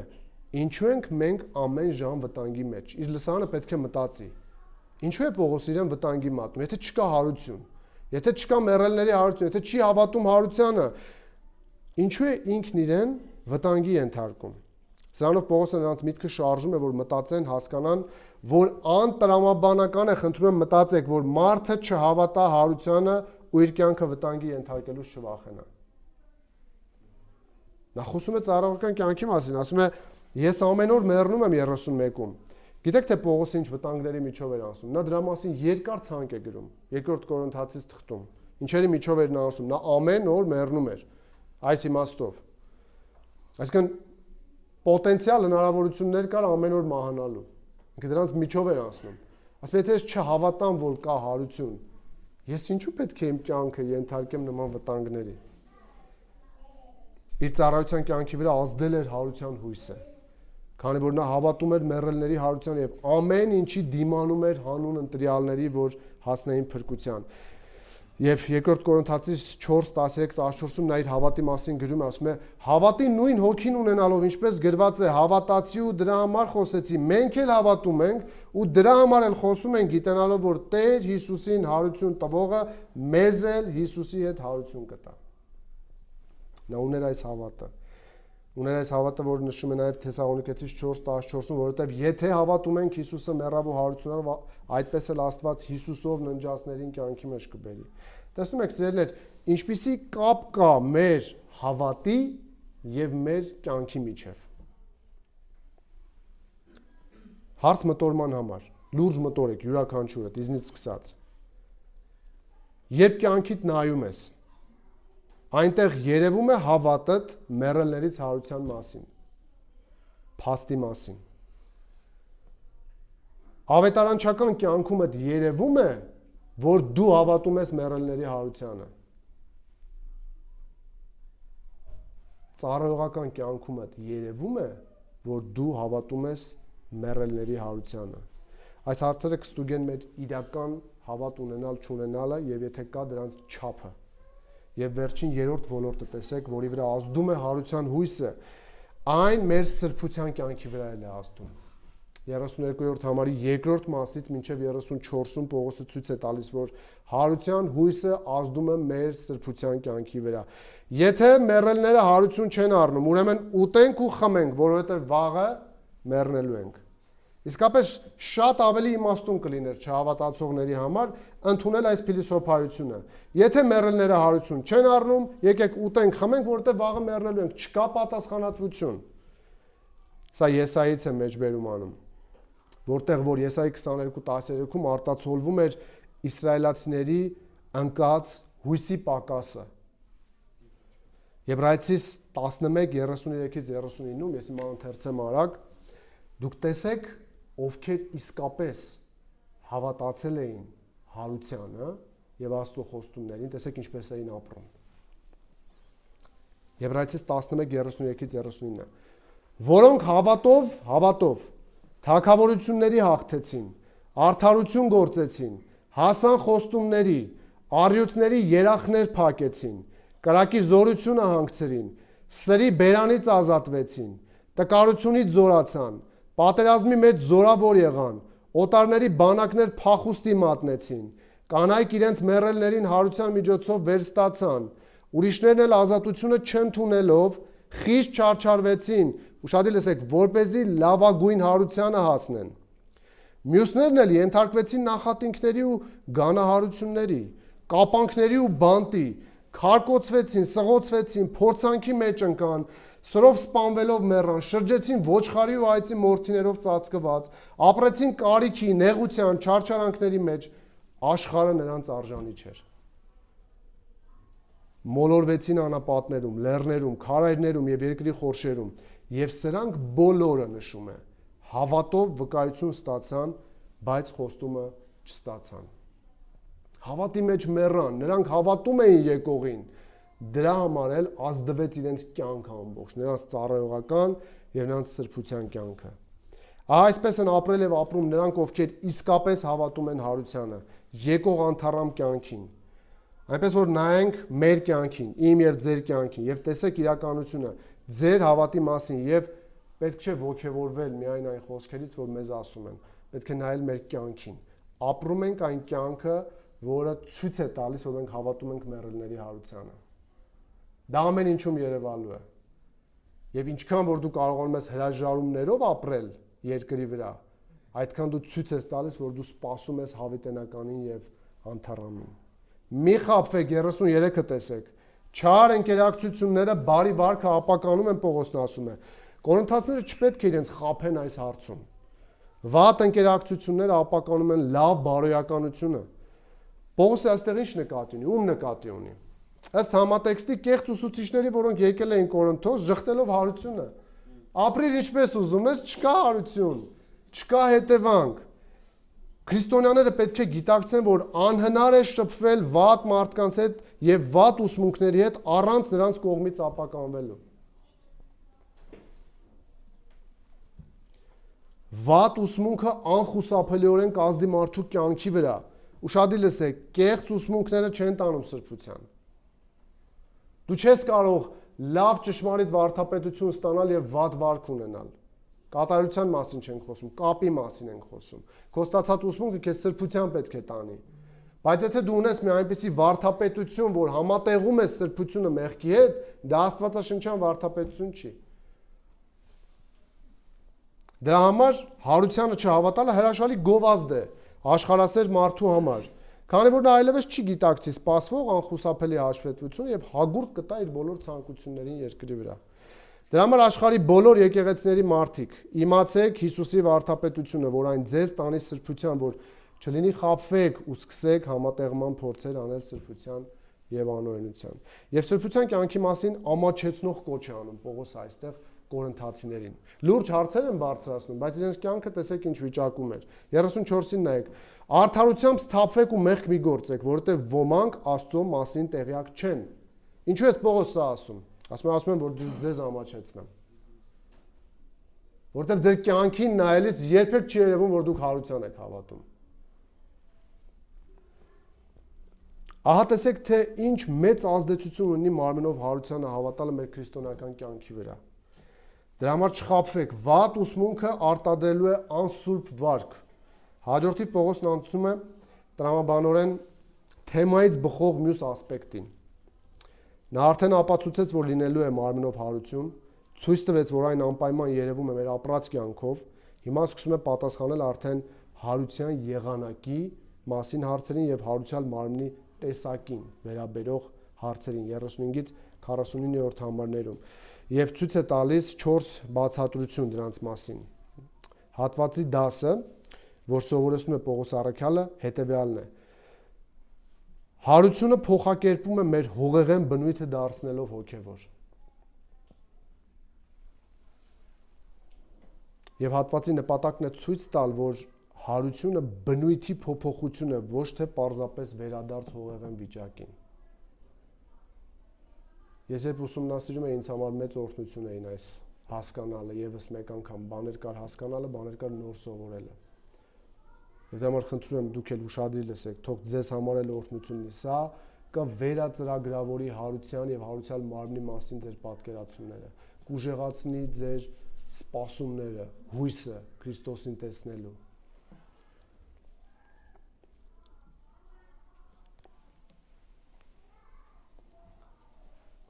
Հարուցյալ մարմինը պարզապես վերադարձ չէ այս կյանք, այլ վերադարձ է անապականացու մարմնով։ Ուրեմն այստեղ ուսուցում է տալիս հարության եղանակի եւ հարուցյալ մարմնի տեսակի մասին 35-ից 50-րդ համարներում, տալիս է 4 բացատրություն, որից առաջինը վերաբերվում է մարմնով հարության մոդելին։ Մարմնով հարության մոդելին։ Առաջին մարմնով հարության մոդելը տեսնում ենք 36-ից 38-ում։ Տեսեք ինչ էին ասում 35-ի հարցը, ինչի հիման վրա է խոսում։ Բայց մեկը կասի, լավ, համոզեցիր, լինելու է մեռելների հարություն, հասկացանք։ Մեռելերն ինչպես են հարություն առնում, ինչ եղանակով։ Եվ ինչ մարմնով են գալու, այ դա չգիտենք։ Երբեք օրինակ չենք տեսել դրա։ Դա էլ բացատրի Պողոսը շատ սառն է սկսում, ասում է անմիտ։ Լսիր, ինչ որ սերմանում ես, չի աճի, եթե չմեռնի։ Առաջին հարցին պատասխանում է ցույց տալով հարության գործընթացի 3 փուլ։ Ինչպիսին է լինելու հարության գործընթացը 36, 37, 38։ Առաջին լինելու է մեռնելով։ Վերցնում է բնությունից մի օրինակ։ Սերմի օրինակը։ Ասում է, որ պետք է այդ սերմը մեռնի։ Մեռնելուց հետո փոխակերպվում է այն հողի մեջ եւ հետո հարություն է առնում դրանից մի ուրիշ մարմին։ Աստծո սկզբունքը, այս սկզբունքը ներողություն Տերն է դրել բնության մեջ։ Եվ Պողոսն ասում է, անմիտ այդ հարցը, որ տալիս ես, որ զարմանում ես, որ չես պատկերացնում ինչպես է լինելու մարմնով հարությունը, դու չես նայել բնությանը։ Չես տեսել ինչպես է սերմը աճում։ Սերմն աճում է նախ մեռնելով, հետո փոխակերպվելով։ Պատկերացրեք ինչպես է մահացած մարմինը դրվում հողի մեջ ու սկսում նեղման ու հող դառնալու գործընթացը։ Ըստ Պողոսի դա սերմանել է նշանակում։ Այդ պահին երկու իրականություն է տեղի ունենում։ Ցանվում է սերմը եւ պետք է աճի ավելի գեղեցիկը, ավելի փառավորը։ Թաղվելը վերջը չէ, այլ սկիզբը։ Նաև 37-ում տեսնում ենք, որ մեռնող մարմնի եւ հարություն առնող մարմնի նմանության միջև կա տարբերություն նույնիսկ։ Նայեք 37-ին, եւ ինչ որ սերմանում ես ոչ թե այն մարմինն է սերմանում, որ բուսնելու է, այլ մեկ հատիկը, ցորենի լինի, թե այլ սերմի։ Պողոսն ասում է, որ կա տարբերություն եւ աճողը գերազանցում է ցանվածին։ Եվ մեր հնի եւ նորի միջև եւս կա տարբերություն։ Այն ավելի հարմար է լինելու երկնքում ապրելու համար։ Շատերը մտածում են, որ մարդիկ ինչպես որ մահացել են, ինչ արատներով կամ թերություններով, որ մահացել են բնածին կամ ձեռքբերովի, նրանք այդպես էլ հարություն են առնելու։ Նույնիսկ հրյաներ կան, ռաբիներ կան, որոնք որ այդպես են մտածում։ Բայց այդպես չէ, այլ որակի մարմնի մասին է այստեղ խոսքը եւ դրա ինչպիսին լինելը շուտով կտեսնեք Պողոսը ցույց է տալիս, որպեսզի ոչ մեկը չմտածի, որ ցանվելու է մարմին, բայց աճելու է չգիտենք ինչ, Պողոսը 38-ում լուծում է հարցը, տեսեք, Աստված նրան մարմին է տալիս։ Ինչպես որ կամենում է, սերմերից ամեն մեկին իր մարմինը, ինչպես ծննդոցում ենք տեսնում, ամեն մեկին իր տեսակի պես ստեղծեց։ Աստված վերստեղծում է մարմինը համաձայն ցանված սերմի, եւ յուրաքանչյուր սերմ ի վերջո ստանում է իր տեսակի բույսը, դառնում է իր տեսակի բույսը։ Բույսի տերևը, չափը, գույնը, ձևը, ծաղիկը, որոշող բոլոր գործոնները ինչ որ կերպ բնորոշ են ցանված սերմին։ Հիսուսն էլ երբ հարություն առավ, նրա մոտ պահպանվեց իր տեսանելիության, ճանաչելիության գործոնները։ Ճիշտ է, նա անճանաչելի տեղեր կար դարձավ, բայց գրված է նա ինքը ուզեց այդպես, ինքը այդպես արեց։ Իսկ սպիերը մնացին նրա վրա, Հիսուսի վրա, եւ մնալու են, ինչպես գրում են աստվածաբաններ, ուշադիր լսեք, որպես հավերժական հիշեցում նրա կատարած սիրո աշխատանքի։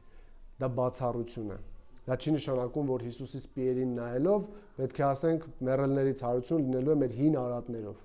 Դրա մասին չէ։ Հաջորդիվ 39-ից 41-ում Պողոսը տալիս է երկրորդ բացատրությունը հարուցյալ մարմինների բազմազանության մասին։ Նայեք,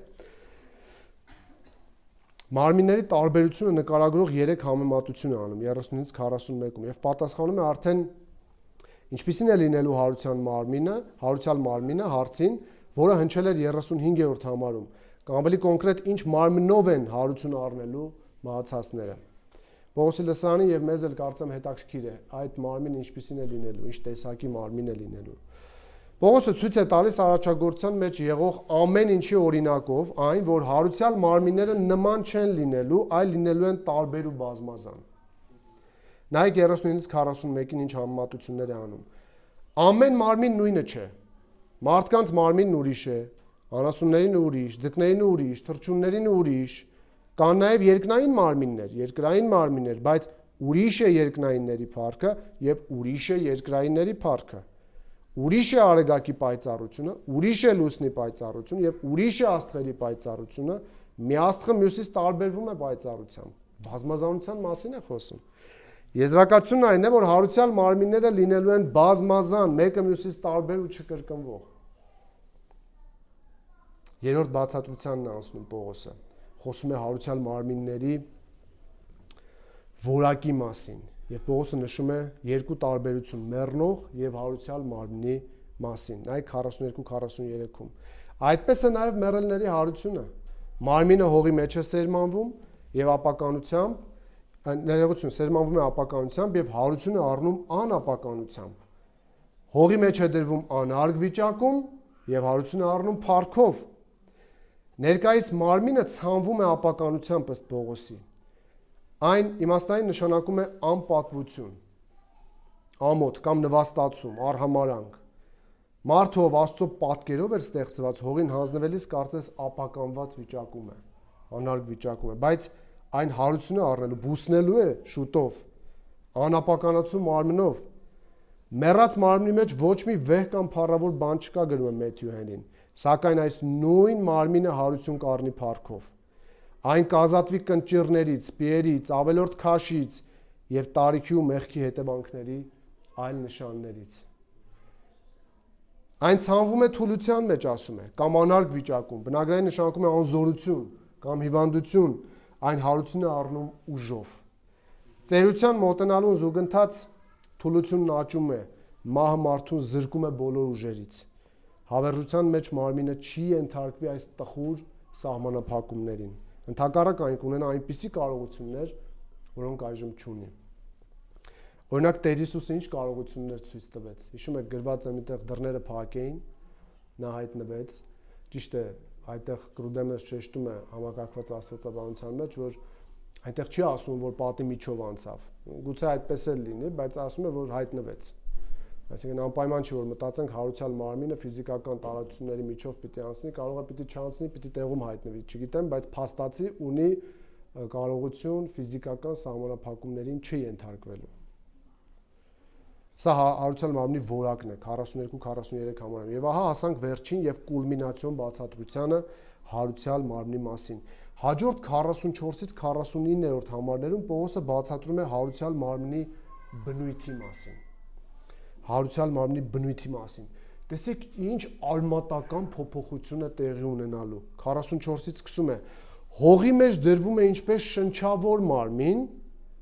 եւ հարությունը առնում իբրև հոգեվոր մարմին։ Կա շնչավոր մարմին եւ կա հոգեվոր մարմին։ Սա մարմնի բնույթի փոփոխության մասին է։ Շնչավորից հոգեվոր։ Հետևեք Պողոսի մտքին։ Այդպես էլ գրված է. առաջին մարդը Ադամը կենթանի շունչ եղավ, ուզում է ցույց տա այս զարգացումը, ինչպես է շնչավորից հոգեվոր գալիս, ինչպես է Աստված իր մտադրությունները հասցնում գագաթնակետին, որ հողից շնչավոր մեկը դառնում է հոգեվոր մեկը, որ այս զարգացումը կարողանաք տեսնել, նայեք, ասում այդպես էլ գրված է, առաջին մարդը Ադամը կենթանի շունչ եղավ, երկրորդ Ադամը կենթանարար հոգի, բայց նախ հոգեվորը չեղավ, այլ շնչավորը, հետո հոգեվորը։ Առաջին մարդը երկրից էր հողեղեն, իսկ երկրորդ մարդը Տերն է երկնքից։ Ինչպես հողեղենն է, եզրակացություն լսեք։ Այնպես էլ մենք ենք հողեղենները, եւ ինչպես երկնավորն է, այնպես էլ մենք ենք երկնավորները։ Եվ ինչպես որ հողեղենի պատկերը կրեցինք եւ կրում ենք, ճիշտ է, կասկած չկա, ուրեմն նույն համոզվածությամբ պետք է ասել, որ երկնայինի պատկերն էլ պիտի կրենք։ Եզրակացությունը հետևյալն է. ինչպես որ հողեղենի պատկերը կրեցինք, այնպես էլ երկնայինի պատկերը պիտի կրենք։ Սա Աստծո մտադրության գագաթնակետն է, որ շնչավորը դառնում է հոգևոր։ Այստեղ Պողոսը ավելի մանրամասն պատասխանում է 35-րդ համարի հարցին. ինչ մարմնով են հարություն առնելու։ Պողոսն ասում է առաջին մարդը Ադամը կենդանի շունչ եղավ, տեսեք։ Տեր Աստված մարդուն ձևավորեց, հիշում եք Ծննդոց 2:7, հողի փոշուց եւ նրա ռունգերի մեջ ինչ փչեց։ Կենդանության շունչ եւ մարդը եղավ կենդանի հոգի, բայց նախ հոգևորը չեղավ, ասում է, տեսեք, տարածությունը, այլ շնչավորը, հետո հոգևորը։ Ինչպես հողեղենն է, այնպես էլ մենք ենք հողեղեններ եւ ինչպես երկնավորն է, այնպես էլ մենք։ Ադամից ծնվածները ժառանգում են նրա հատկությունները, Քրիստոսից ծնվածները ժառանգում են նրա հատկությունները։ Ինչպես հողեղենի պատկերը կրեցինք, այնպես էլ հոգևորի երկնայինի պատկերը պետք է կրենք։ Հովհաննեսը նայեք ինչ էր գրում։ Առաջին Հովհաննես 3:2 Սիրելիներ, այժմ Աստծո որդին ենք եւ տակավին հայտնի չէ թե ինչ ենք լինելու, բայց մի բան գիտենք, որ երբ նա հայտնվի, նրան նման կլինենք, որովհետեւ կտեսնենք նրան ինչպես որ է։ Նույնպես Ֆիլիպպեցիս 3:20-21-ում, բայց մեր բնակությունը երկնքում է, այնտեղից էլ սպասում ենք Փրկչին մեր Տեր Հիսուս Քրիստոսին, ուշադիր լսեք, որը մեր խոնար մարմինը պիտի նորոգի եւ իր փառավոր մարմնին կերպարանակից դարձնի։ Լավ, այսքանով ինչ է ուզում ասել Պողոս։ Նա իր միտքը արտահայտում է 50-րդ համարում։ Սա եմ ուզում ասել, սա ինքն է ասում։ Սա եմ ուզում ասել, եղբայրներ, որ Աստծո արքայությունը մարմինն ու արյունը չեն կարող ժառանգել։ Ուզում եմ դա ասել։ Ոչ էլ ապականությունն է անապականություն ժառանգում։ Այլ բառերով Պողոսի ասածը հետևյալն է. եթե դուք մնաք ապականացու վիճակում, դուք չեք ստանա հոգևոր մարմին, որը հարմար կլինի, համապատասխան կլինի երկնքում ապրելու համար։ Մի խոսքով պետք է փոխվի ձեր բնույթը։ Դուք շնչավորից պետք է դառնաք հոգևոր։ Սա նորմալ process է, սա աճման process է, դուք ծանոթացեք Աստծո մտադրություններին։ Հողեղեներ պետք է դառնաս հոգևոր, որ համապատասխանես երկնքում ապրելուն, որովհետև այնտեղ մարմինն ու արյունը չի կարող ապրի։ Ահա դասը։ Հարությունը փոխակերպում է մեր հողեղեն բնույթը դարձնելով հոգևոր։ Սիրելի եղբայրներ եւ քույրեր, սպասում եք այս մարմնին։ Ուզում եք այս մարմինը, որով հավիտյան Տիրոջ հետ պետք է լինեք։ Սա հարության եղանակն է եւ հարուցյալ մարմնի տեսակը, որոնց մասին Պողոսը տվեց 4 բացատրություն, խոսելով առաջինը հարուցյալ մարմնի մոդելի մասին, երկրորդ հարուցյալ մարմինների բազմազանության մասին, երրորդ հարուցյալ մարմնի որակի մասին եւ չորրորդ հարուցյալ մարմնի բնույթի մասին։ Հիշեք, հատվածի նպատակը ցույց տալ, որ հարությունը բնույթի փոփոխությունը ոչ թե պարզապես վերադարձ հողեղեն կյանք։ Վերջին հատվածը 15-րդ գլխի 51-ից 58 հարուցյալ մարմնի ստացումը կամ փոխակերպման խորհուրդը Պողոսը մտքերը ավարտում է այստեղ 50-րդ համարում Պողոսն ասած պայմանը հետևյալն է երկնքում ապրելու համար պետք է ունենալ երկնքում ապրելու հարմարեցված կամ համապատասխան մարմին դրա համար պետք է փոփոխություն եւ Պողոսը 51-ից 58-րդ համարներում հայտնում է մի խորհուրդ մարդկության փոխակերպման մասին Պողոսը պատասխանում է 3 հարցի այստեղ փոխակերպման վերաբերյալ եւ դասը որ փոխանցում է հետեւյալն է ուշադիր լսեք մարմնի փառավորում նշանակում է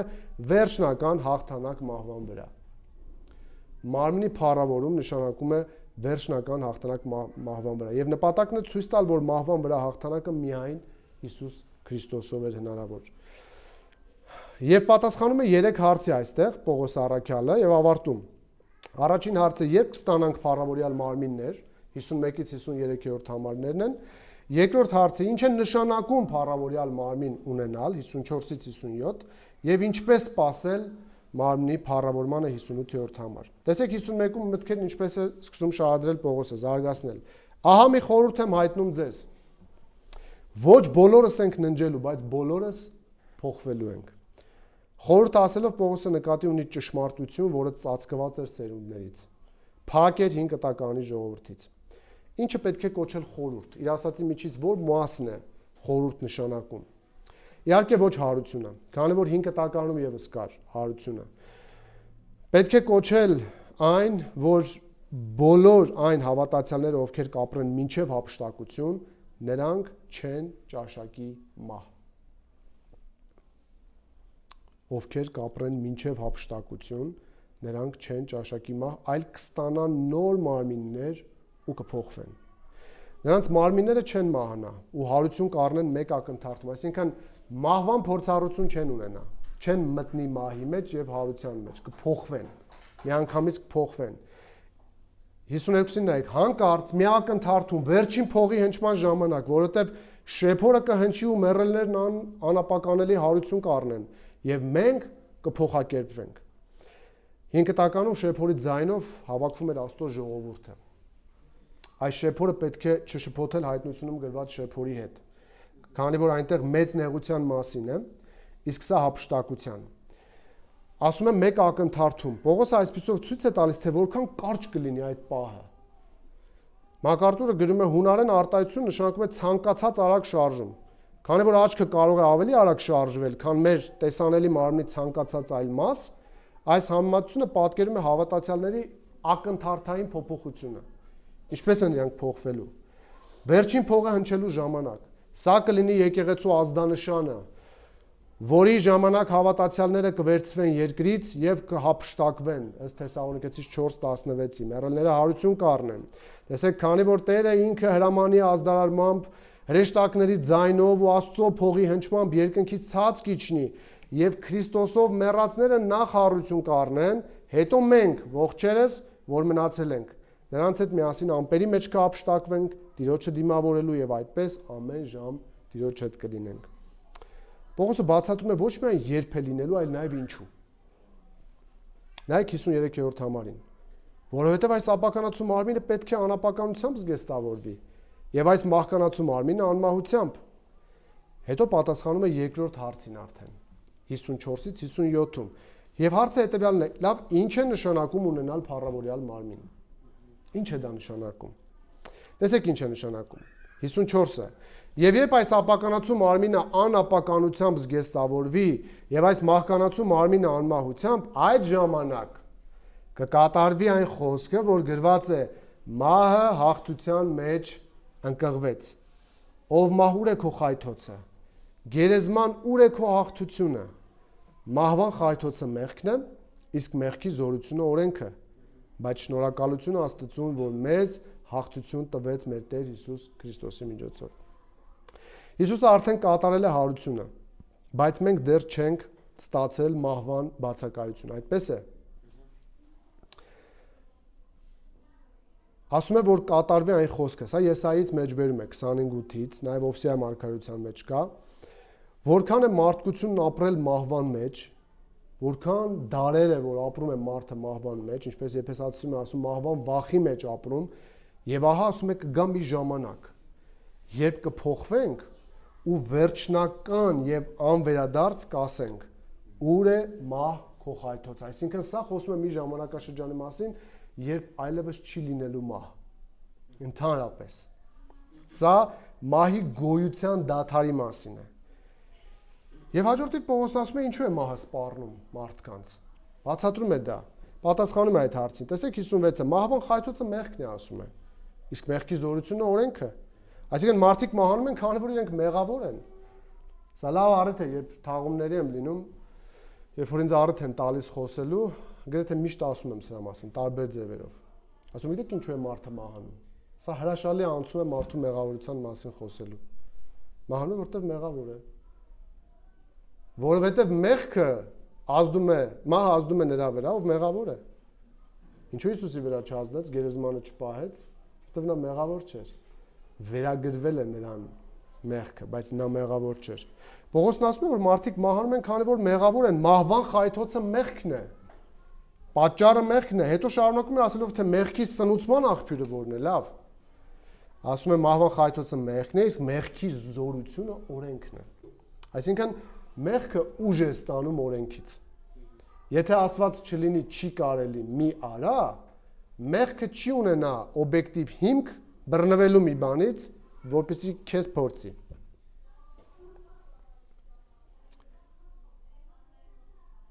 Այսպիսով ամենակարևոր հարցը,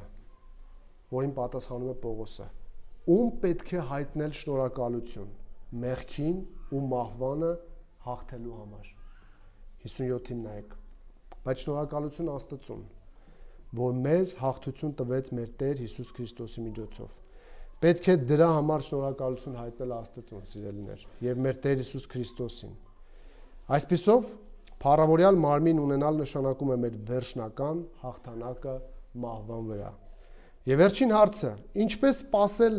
մարմնի փառավորմանը։ Եվ ավարտում է, ինչպես սпасել մարմնի փառավորմանը։ Ուրեմն, իմ սիրելի եղբայրներ, եղեք հաստատուն եւ անսասան։ Տիրոջ գործի մեջ ամեն ժամ ավելի առաջ գնացեք։ Իմացեք, որ Տիրոջով ձեր աշխատանքը զուրկ չէ։ Լավ, հիմա կասեին Կորինթոսի հավատացյալները, ունենք հրաշալի պատկեր ապագայի, դա հրաշալի է։ Հիմա ինչ, գուցե կարելի է մի քիչ հոգեորապես թեթև ապրել, ավելի հանգիստ լինել, երաշխավորված է մեզ ապագան։ Պողոսն ասում է ոչ, տեսեք, ոչ եւ կրկին ոչ։ Նա հարության թեման ավարտում է կոչ անելով ծառայության եւ նվիրվածության։ Նա տալիս է 3 պատվեր, թե ինչ պետք է անի մարմնի հարությանը սпасող հավատացյալը։ Նա ցույց է տալիս, թե ինչ պետք է անել այդ սպասման ընթացքում։ Տեսեք, առաջին ասում է, որ եղեք հաստատ, 58-ի ան։ Սա նշանակում է, որ ինչ վերաբերվում է հարության վարդապետությանը, եղեք հաստատ եւ ամուր, ինչի մասին խոսեց ամբողջ գլխում, հենված ճշմարտության վրա, ամուր պահեք այս հարության ավետարանը։ Երկրորդ, անշարժ եղեք, 58-ի երկրորդ մասը, այսինքն հարության հույսի, սպասման ու համոզման լույսի ներքո դրսևորեք հաստատակամություն։ Չկարծեք, թե այս ասվածներից որևէ բան կփոխվի։ Եկեղեցում հիշում եք, կային 2 հոգի, որ շեղվել էին ճանապարհին, 2 Տիմոթեոս 2:17-18-ում ասում է, եւ նրանց խոսքերը քաղցրեղի պես ճարակում են նրանցից Հիմենոսն ու Փիգեղոսը, որոնք ճշմարտությունից շեղվել են, ասելով, թե մեռելների հարությունը արդեն եղել է։ Ասում է, զգուշ եղեք, որ չշեղվեք դուք, անշարժ մնաք այս ճշմարտությունների մեջ։ Պետք է հարությանը սпасելիս լինել անշարժ, շարունակ հիշել հարության ավետարանը եւ այս բոլոր ճշմարտությունները, որպեսզի հնարավոր լինի խուսափել ավետարանը ծռելուց։ Շարունակում է Պողոսը տալով վերջին պատվերը, պատասխանելով այս հարցին, ինչպես սпасել մարմնի փառավորմանը։ Երրորդ եւ վերջին, Տիրոջ գործի մեջ ամեն ժամ ավելի առաջանալով։ Առատ եւ ակտիվ ջանք թափեք Աստծո գործի համար։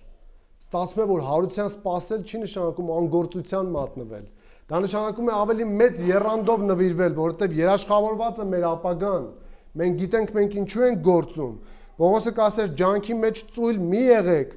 ինչպես Հռոմեացիում է ասում։ Հիսուսի համար կատարված ոչ մի գործ առանց վարձքի չի մնալու, սիրելիներ։ Հիշում եք Հիսուսն ասաց, նույնիսկ 1 բաժակ սառը ջուր եթե դուք տաք, ձեր վարձքը չեք կորցնի։ Էլ ուր մնաց, որ ձեր կյանքը նվիրեք Հիսուսի ավետարանի համար։ Աստված չի մոռանա ձեր աշխատանքը եւ յուրաքանչյուրին կտա իր վարձքը։ Եղեք նվիրված ջանքով, ավելի շատ, հնարավորինս շատ նվիրվեք Աստծո գործին, սпасելով մեր Տեր Հիսուսի գալուստին, որով կփոխվենք ու կստանանք հարության մարմիններ, փառավորյալ մարմիններ, իր մարմնից չափականվող մարմին, նոր բնույթ, ոչ թե շնչավոր, այլ հոգևոր։ Կվերադառնանք կյանք ոչ թե հին մարմնով, այսինքն ապականվող, այլ նոր եւ հավիտենական, ինչպես մեր Տիրոջ մարմինն է։ Հարց, ինչպես է սпасում հարությանը, սիրելի եղբայր եւ քույր։ Կարող ես սրտանց ու հավատով համաձայնել եւ կրկնել, որ Քրիստոսը ննջեցյալներից առաջինը եղավ եւ այն սпасվում է նաեւ մեզ։ Քրիստոս հարյավ մեռելներից եւ օրհնյալ է նրա հարությունը։ Մենք սпасում ենք փոխվելուն, սпасում ենք Տեր Հիսուսին։ Եվ ավարտեմ Պողոսի խոսքերով, բայց մեր բնակությունը երկնքում է։ Այնտեղից էլ սпасում ենք Փրկչին, մեր Տեր Հիսուս Քրիստոսին, որը մեր խոնար մարմինը պիտի նորոգի եւ իր փառավոր մարմնին կերպարնակից դարձնի այն զորությամբ, որ ամեն ինչ հնազանդեցնում է իրեն։ Եկեք աղոթենք։ Շնորհակալ ենք քեզ, Տեր Հիսուս, շնորհակալ ենք այս անպատմելի աշխատանքիդ համար։ Շնորհակալ ենք, որ դու ավարտին հասցնելով հիմա հոր աջ կողմը նստած ես եւ սպասում ես ժամանակների լրանալուն։ Քեզ հայտնի ժամանակներում այլևս գիտես երբ պետք է գաս քո եկեղեցու հետևից։ Փառք քեզ այս ճշմարտությունների համար, որ մեզ սովորեցնում ես ամուր ու հաստատ լինել մեր այս պանդխտության օրերի մեջ։ Փառք քեզ այն ճշմարտությունների համար, որոնք որ մեր ճանապարհներին լույս են, ամրություն են մեր ոտքերի տակ։ Մենք գիտենք այլևս ինչպես է լինելու հարությունը, մենք գիտենք ինչու է լինելու հարությունը, մենք գիտենք ինչպիսին ենք լինելու, մենք գիտենք այն, ինչ որ դու սովորեցրեցիր, ու փառք քեզ սրա համար, որ մենք հիմա հաստատուն հույս ունենալով սպասում ենք քեզ։ Ուստի աղոթքս է եւ իմ ու քույրերիս, եղբայրներիս եւ քո ողջ եկեղեցու համար ամբողջ աշխարհում, որ ջանքի մեջ ծույլ չլինենք, որ այս հարությանը սпасելիս, հարության մարմնին սпасելիս ավելի առաջանանք քո գործի մեջ, շարունակենք վկայել քո հրաշափառ հարության մասին, բացատրել մարդկանց ավետարանը, որովհետև այն քո զորությունն է ամեն հավատացողի փրկության համար։